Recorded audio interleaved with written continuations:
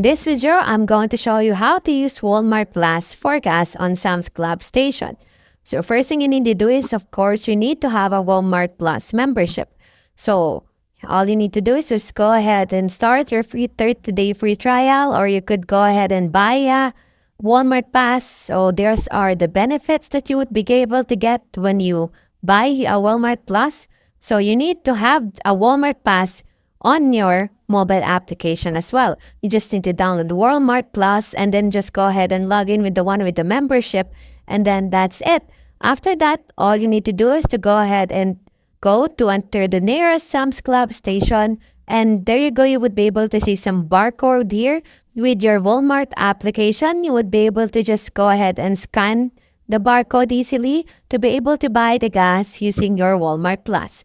And that's it. That's how you could be able to use Walmart Plus to get gas on Sam's Club station.